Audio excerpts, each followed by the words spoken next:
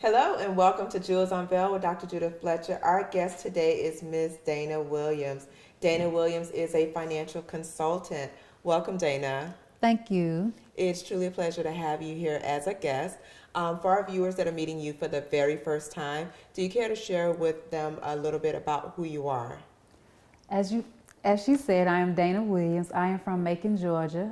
I went to Savannah State University, received a bachelor's degree in accounting, and years later I chose to go and seek accounting information master's because I love figuring things out. I love investigating. I love just finding an aid to something. So I figured they would just top the two together. So like I stated, I have a bachelor's and a master's, both dealing with accounting. And from that, I just spun off with financials, just been working in that field for maybe about 15 years now. Okay, great. Now, for most people like myself, I run from numbers unless I'm making deposits into my bank account. So I don't meet a lot of people that say this is what they're passionate about. They're passionate about accounting and balancing books and things of that nature. But you, where did that inspiration come from? As a child, my two passions and love is law, or as an advocate for others, and financial management. Seeing others, my household, as well as my friends and family, grow up without the proper education of how to manage money and how to better your wealth. You know, a lot of people get it confused with your wealth versus your net, your income, your gross. They don't quite understand that there's a difference in the two. And so they may see or think you are living large, but in actuality, you're not living large, but yet your stock or your portfolio, things of that nature may be living large. So they don't quite understand the difference in the two. And so I just wanted to further my education in regards of the financial world or how it impacts your household, and just help others to understand that money management is a key tool that everyone needs to take advantage of. And I thank you for sharing that, because so many families are living check to check. And so many families, the parents have passed on the bad money management skills over to their children from generation to generation, and really being able to get to this generation and help them to break the cycle and understand the importance of having having true knowledge of how to handle their finances. Now, what are some things that most people are not taught when it comes to money management? As a child, I think the number one thing my mother instilled in us, I'm one of four, she instilled in us to have a savings account. We did chores to a degree, but she still gave us money, and we had to put it in a savings account. Whether we did something with it or not, that's on us. But but we had to have a savings account. And that's something that most parents are not doing, but I want to come back and speak a little bit more about that. We need to take a quick break, and to our viewers, please don't go anywhere. We'll be right back.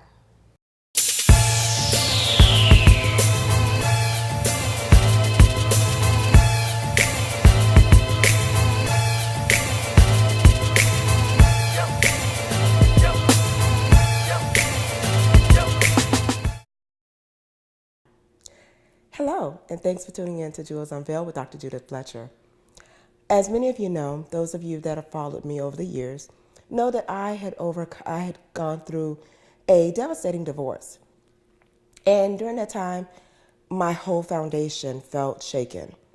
And there were so many changes that was taking place in my life till the point I actually had a nervous breakdown. And so I would like to share a few tips with those of you that are faced with some of the same challenges today. One, I encourage you to remain calm. Face the fact that this is what has happened. It's not the end of the world. The sun will shine. You will find joy again. Process what has happened. If you find that it's difficult for you to be alone during this difficult time, I encourage you to find support through family, friends, your local ministry, whether you have a church home or you're a member of an organization at which you volunteer at. Spend time with others. It is so important to find that support to keep you encouraged during this difficult time. Third, assess what changes need to be made for your life, what direction you would like to go in. The final step I would encourage you to take is take time. Do not, I repeat, do not rush into a new relationship. Use this time to heal. Use this time to really get over the hurt, the pain, as well as the loss of this relationship. And prepare for the next step of your life, the next phase of your life. And finally, I encourage you to remain confident in knowing that this too shall pass. Thank you. Welcome back to Jewels Unveiled with Dr. Judith Fletcher. Our guest today is Ms. Dana Williams, financial consultant, who is here to talk to us about proper money management. Welcome back, Dana. Thank you. So you were sharing with us some of the things that worked for you, which was your mom making sure that you guys had a savings account. Right. So what was that like for you, and how did that help you to have a better better relationship with finances? So like I stated, we all had to have a savings account. And of course, as a child or as a teen growing up, you want to spend money.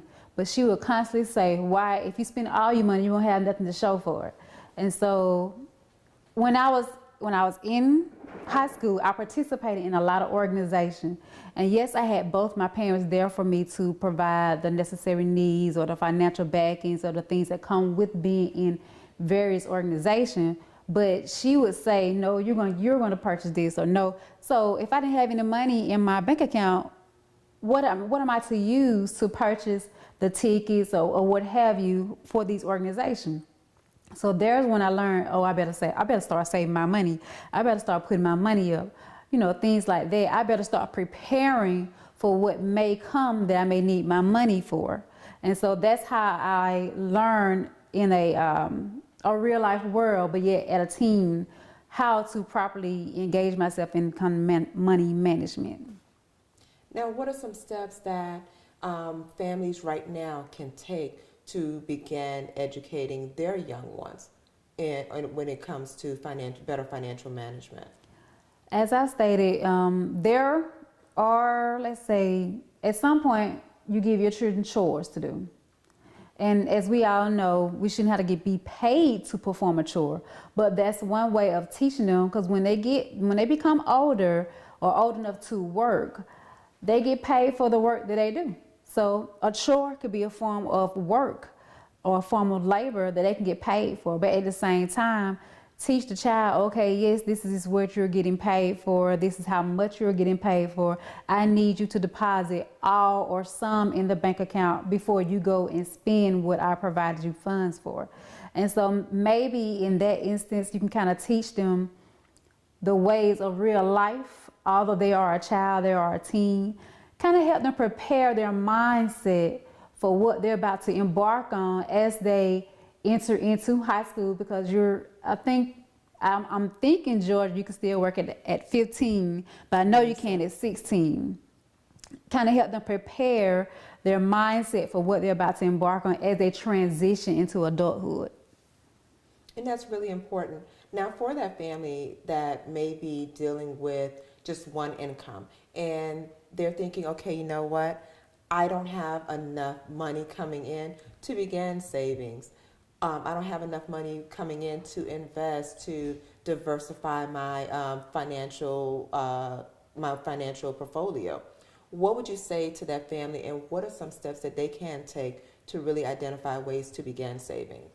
I would say to that family, I always ask everybody to write down a list of our financial obligations that they currently have, whether they're making payments on it, whether they plan to make payments on it. Just write down a list of every single financial obligation that they have. From that, they will see what they are making payments on, what they need to make payments on. It will give them a guide, because you have your income, what you bring in the house, your net, what you bring in the house. And you write down a list of every single thing. And then from that list, you know off the rip what you have to get paid. Your utilities, your rent, your mortgage, your car notes, your insurance, things like that. You know from point A to B what must be paid. And from that is where you kind of pinpoint, okay, instead of me paying $50 a month on this obligation, I can pay $20. Thank you so much. And I know there's so much more information that will really help a family to start the process and begin saving again. We need to take a quick break, and I definitely want to come back and ask more. To our viewers, please don't go anywhere. We'll be right back.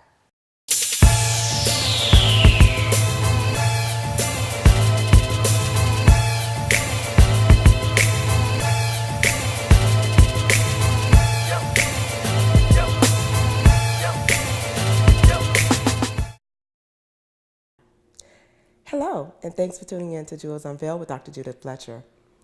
As many of you know, those of you that have followed me over the years, know that I had gone through a devastating divorce.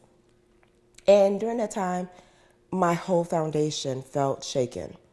And there were so many changes that was taking place in my life till the point I actually had a nervous breakdown. And so I would like to share a few tips with those of you that are faced with some of the same challenges today. One, I encourage you to remain calm. Face the fact that this is what has happened. It's not the end of the world. The sun will shine. You will find joy again. Process what has happened. If you find that it's difficult for you to be alone during this difficult time, I encourage you to find support through family, friends, your local ministry, whether you have a church home or you're a member of an organization at which you volunteer at. Spend time with others. It is so important to find that support to keep you encouraged during this difficult time. Third, assess what changes need to be made for your life, what direction you would like to go in. The final step I would encourage you to take is take time. Do not, I repeat, do not rush into a new relationship. Use this time to heal. Use this time to really get over the hurt, the pain, as well as the loss of this relationship. And prepare for the next step of your life, the next phase of your life.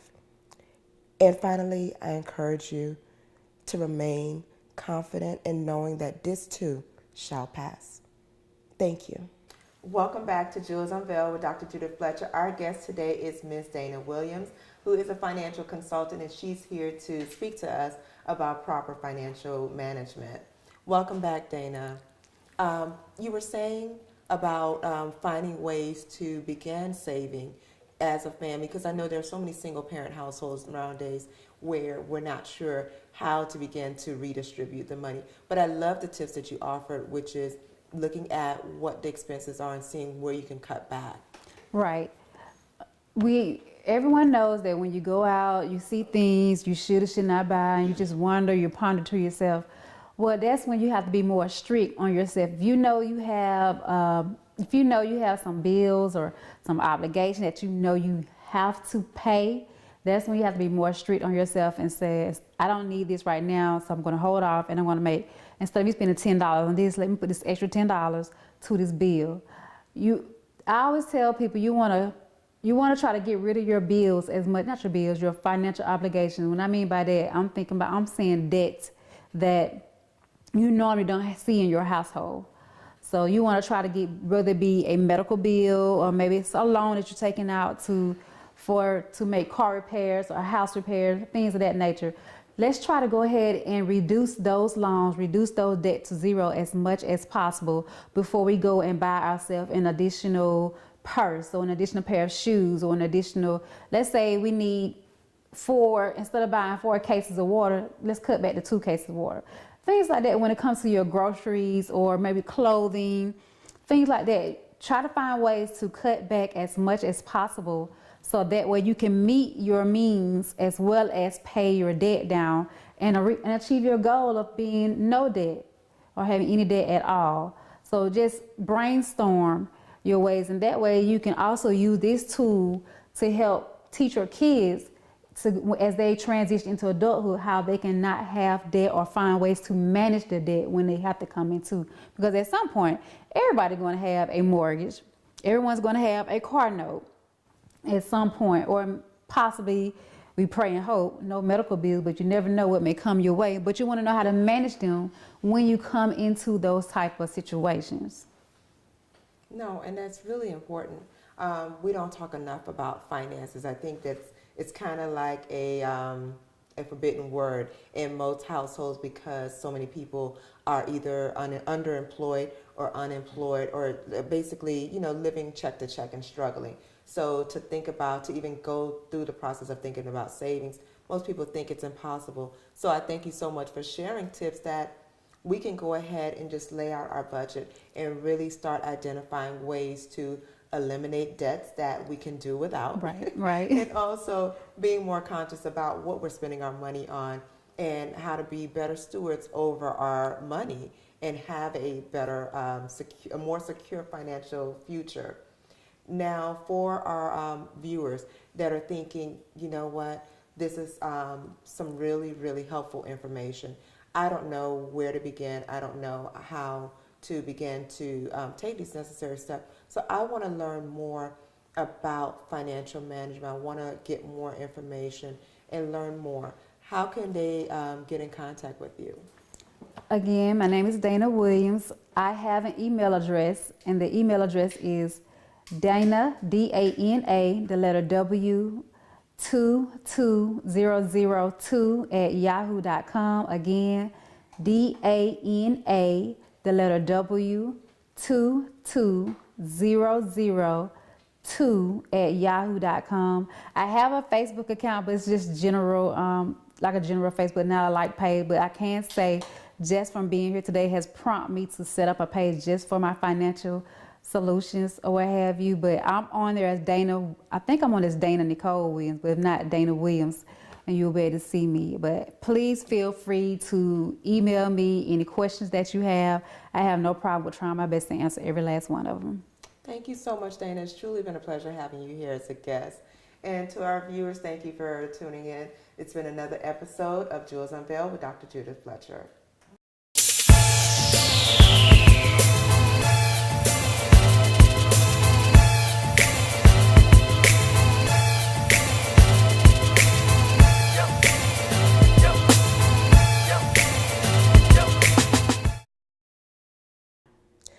Hello, and thanks for tuning in to Jewels Unveiled with Dr. Judith Fletcher.